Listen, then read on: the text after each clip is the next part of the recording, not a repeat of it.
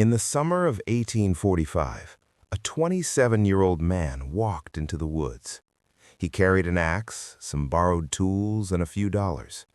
He built himself a small cabin, 10 feet by 15 feet, on the shore of a pond in Massachusetts. He planted a garden. He read. He walked. He thought. He wrote. He stayed for 2 years, 2 months, and 2 days.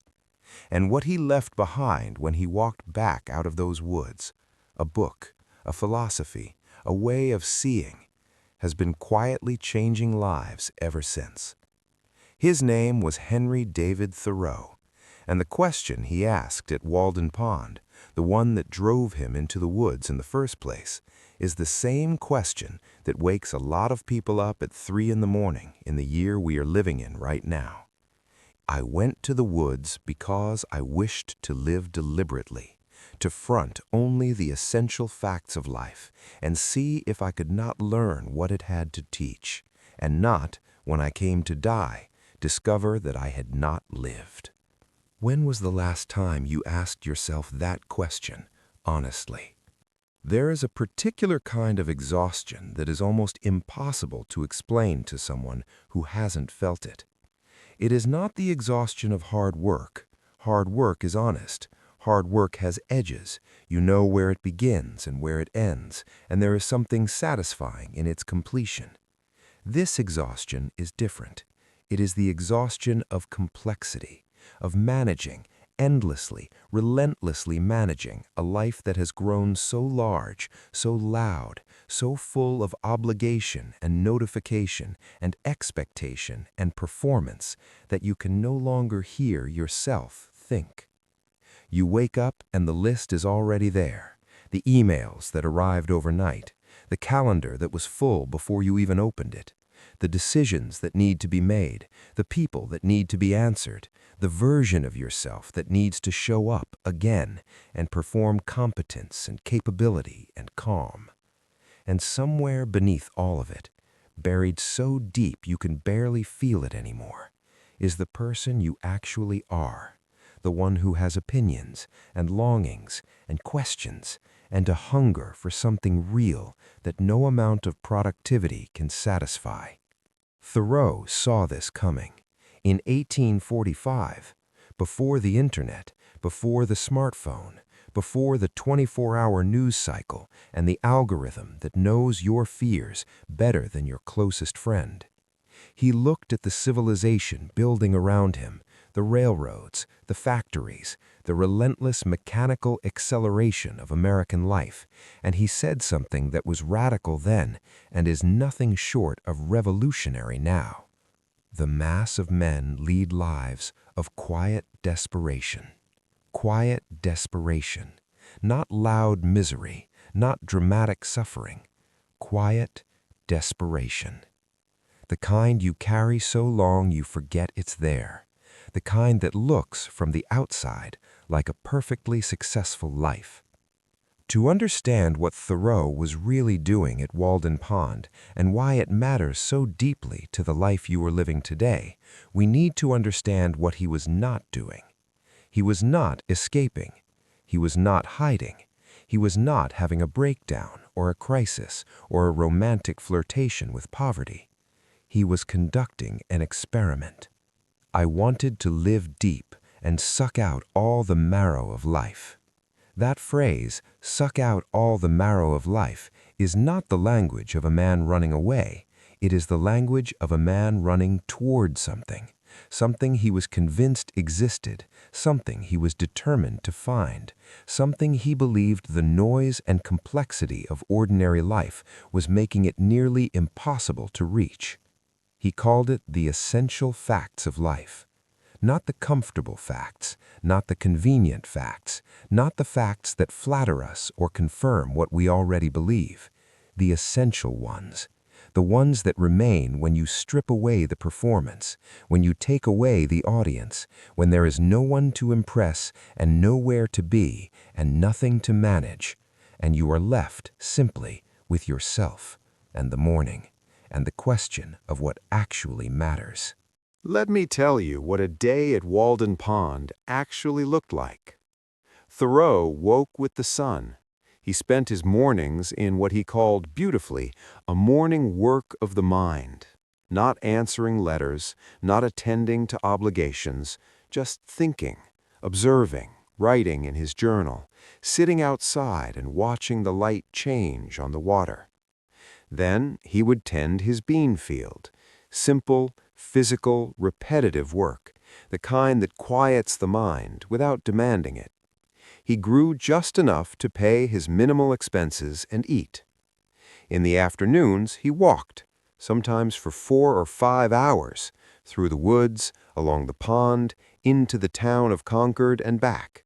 He was a ferocious, joyful walker, a man who believed genuinely that the pace of human thought is calibrated to the pace of human feet, and that anything faster is a kind of violence against understanding. He once wrote that he could not preserve his health and spirits unless he spent at least 4 hours a day walking in the woods. 4 hours every single day. And in the evenings he read Homer, the Bhagavad Gita, the ancient Stoics, the great texts of civilization across every culture he could reach, not as a student cramming for an exam, but as a man in genuine conversation with the deepest minds humanity had produced. That was a day at Walden Pond. That was the revolutionary act. Not grand, not dramatic, honest, slow, deliberate, and in its deliberateness, completely, radically free. Now I want to tell you about a conversation Thoreau had, not at Walden Pond, but in the town of Concord years earlier. He was talking with a neighbor, a farmer, a hard-working, decent, land-owning man who had spent his entire adult life acquiring a farm, livestock, equipment, a house, obligations attached to all of it. And this farmer, talking to the young Thoreau, was describing his life, the early mornings, the late nights, the constant maintenance, the debt that never quite disappeared, the way each new acquisition brought not freedom, but more to manage, more to protect, more to worry about in the small hours. And Thoreau listened and thought, and later wrote something that has haunted me since the first time I read it. The farmer is so determined to work his farm that his farm ends up working him. The farm ends up working him. Think about that for a moment in your own life.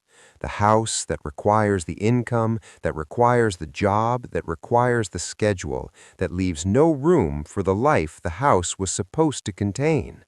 The career that was supposed to create freedom and instead created a set of golden obligations so heavy that the freedom it promised keeps receding year by year, just beyond reach. We acquire things to make our lives better, and then we spend our lives maintaining the things, and somewhere in that transaction, the life gets lost. Thoreau called this improved means to an unimproved end. Better and better tools, faster and faster machines, in the service of a life we've never stopped to examine. But here is where I want to push back on the easy reading of Thoreau, because there is a version of this philosophy that becomes its own kind of trap. The version that says, sell everything, move to the woods, reject complexity, opt out entirely. Thoreau himself didn't even fully live that version. He walked into town regularly. He had dinner with his mother. He borrowed that axe. He lived 2 miles from the center of Concord, not in the Alaskan wilderness. What Thoreau was advocating was not the rejection of civilization. It was the deliberate relationship with it. The difference between a life that happens to you and a life you have chosen, consciously, with eyes open, knowing what you are trading and deciding, for yourself, whether the trade is worth it. He wrote, I do not wish to live what is not life. Living is so dear. Living is so dear. Not comfortable, not safe, not optimized. Dear. precious, irreplaceable. And a life that is dear, a life that is truly, deeply lived, requires that you know what you value enough to protect it from everything that doesn't deserve your one, finite, irreplaceable time. There is a moment in Walden that I want to read you. A moment where Thoreau stops being a philosopher and becomes something more intimate. A man sitting by a pond watching the ice melt in spring and feeling something crack open inside himself at the same time. He writes, "Every morning was a cheerful invitation to make my life of equal simplicity, and I may say innocence, with nature herself." Simplicity and innocence. That word, innocence, stopped me the first time I read it, because we do not usually talk about adulthood and innocence in the same breath. We talk about innocence as something that belongs to childhood, to the time before we knew how complicated everything was going to become. But Thoreau is pointing at something different. He is pointing at the innocence of full presence, the innocence of a morning that has not yet been complicated by yesterday's regrets or tomorrow's anxieties, the innocence of a person who is simply here, now, watching the light on the water, needing nothing more than this. That innocence is not gone. It is not lost to adulthood or responsibility or the accumulated weight of decades of living. It is waiting underneath everything, patient and permanent as the water under the ice. Thoreau's great gift was not teaching us to run from our lives. It was teaching us how to come back to them. Now, practically, because Walden Pond is not available to most of us and 4 hours of daily walking is not on most calendars, but the spirit of Thoreau, the discipline of deliberateness, the practice of simplicity, the radical act of choosing your own life is available to everyone, right now, today. First, conduct your own Walden audit. Take a single sheet of paper, draw a line down the middle. On the left side, write everything that fills your time and energy, every commitment, obligation, subscription, relationship dynamic, possession that requires maintenance, role you are playing. On the right side, write what you would keep if you could only keep half. Don't analyze, don't justify, just feel which things on the left side make you lean forward and which ones make you contract slightly, tighten somewhere in your chest. That tightening is information. Thoreau would say it is the most important information available to you. Second, practice 1 hour of deliberate simplicity each day.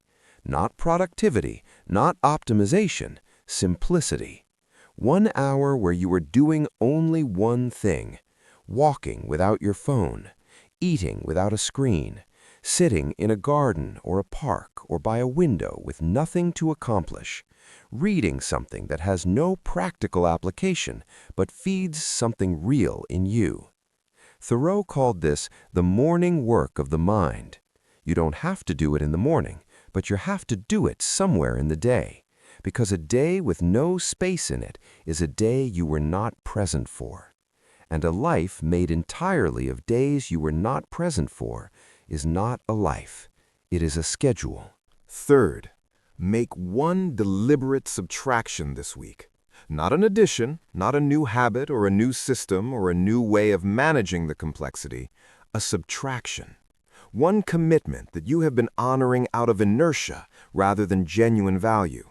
One subscription, one obligation, one relationship dynamic, one version of yourself you are performing for an audience that may not even need the performance anymore. Remove it, gently, without drama, and notice what the space that opens up feels like. Thoreau built his cabin with borrowed tools in a matter of days because he was only building what he actually needed. You have permission to do the same thing with your life. Fourth, take one long, purposeless walk. Not for exercise, not with a podcast in your ears, or a call to make, or a destination you need to reach on a schedule. Just a walk. An hour, ideally, outside at whatever pace your body chooses, with your attention on what is actually there. The quality of the light, the temperature of the air, the particular sound the world makes when you are moving through it slowly enough to hear it. Thoreau believed the mind cannot do its deepest work at the speed modern life demands of it. The walk is not laziness. The walk is maintenance of the most important instrument you possess. I want to close with the image of Thoreau leaving Walden Pond. After 2 years, 2 months, and 2 days, he simply packed up and walked back to town. No dramatic announcement, no grand conclusion. He left, he wrote, because he had several more lives to live and could not spare any more time for that one. Several more lives to live. He did not find the answer at Walden Pond. He found something better.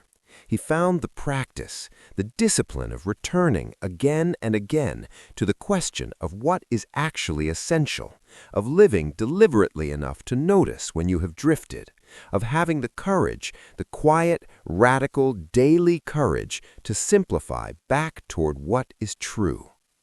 That practice does not require a pond or a cabin or 2 years in the woods. It requires only this: the willingness to stop, to look honestly at the life you are living, and to ask, with Thoreau's deceptively simple, permanently revolutionary question, is this the life I actually want to be living?